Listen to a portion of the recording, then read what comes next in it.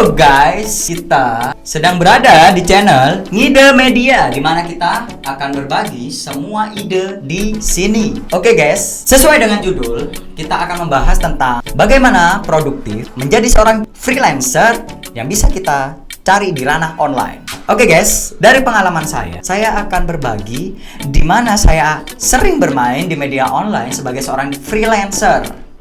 Yang pertama, saya sebagai freelancer akan mengikuti suatu kompetisi yang memang itu semuanya berasal dari seluruh dunia, baik itu desainer dan itu kliennya. Karena dari situ saya merasa tertantang guys. Saya juga belajar menerima banyak masukan, belajar menerima bagaimana style yang memang di luar sana dibutuhkan atau yang terupdate. Karena semua klien kita memiliki brief yang sesuai dengan selera mereka atau yang sesuai dengan kebutuhan mereka.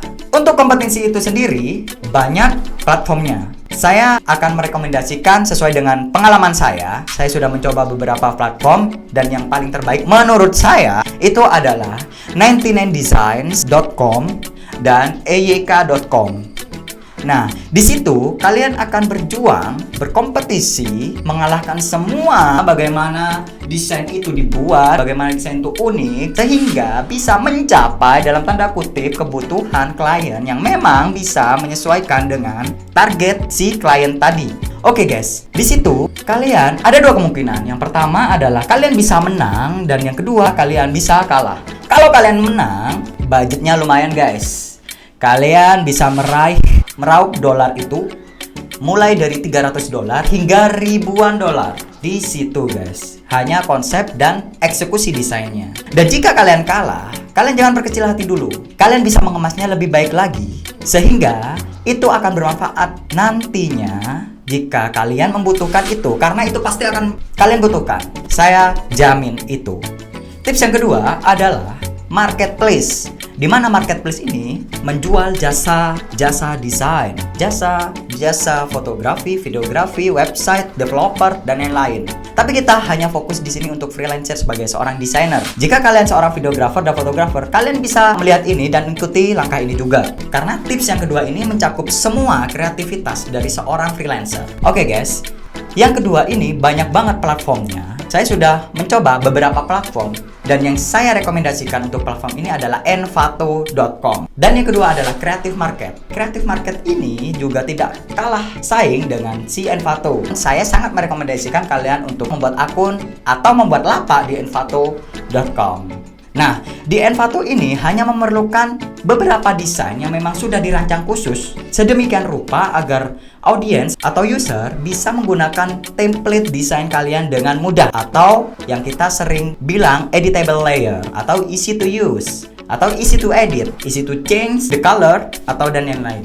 Pokoknya gimana caranya audiens atau klien tadi yang memang mendownload atau membeli template yang kita buat tadi itu bisa dengan sangat mudah diaplikasikan. Nah, jika kalian sudah mengikuti tips kompetisi yang tadi dan kalian kalah, hasil dari portofolio yang kalah itu bisa kalian gunakan, dirancang sedikit, dijadikan template untuk dijual di marketplace ini guys. Begitu.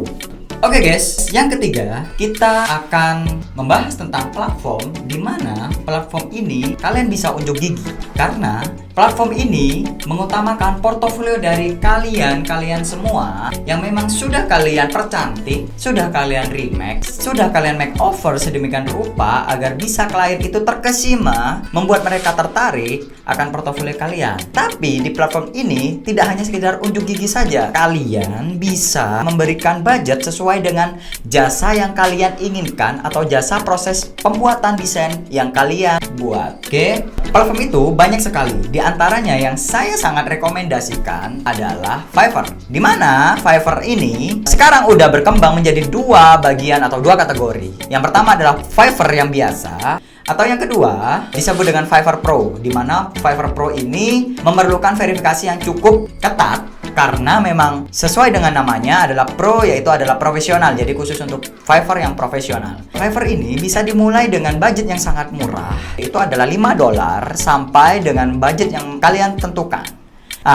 Di Fiverr ini kalian tinggal menunggu klien melihat portofolio kalian dan tertarik lalu mengorder desain kalian. Dengan itu, klien bisa langsung order sesuai dengan kebutuhan mereka. Oke, yang keempat, membutuhkan katalog atau proposal yang mencakup semua portofolio kalian, baik yang dulu maupun yang sekarang, dengan skill-skill kalian yang berada di dalamnya untuk dijadikan satu portofolio atau kurikulum vitae yang bisa kalian submit kepada klien yang lagi atau yang sedang membutuhkan sebuah project untuk didesainkan oleh kalian. Nah, platform ini banyak sekali, diantaranya adalah Freelancer dan Upwork. Saya rekomendasikan dua platform ini karena sedang rame-ramenya di dua platform ini. Nah, setelah kalian submit, kalian tinggal menunggu apakah ada feedback atau tidak.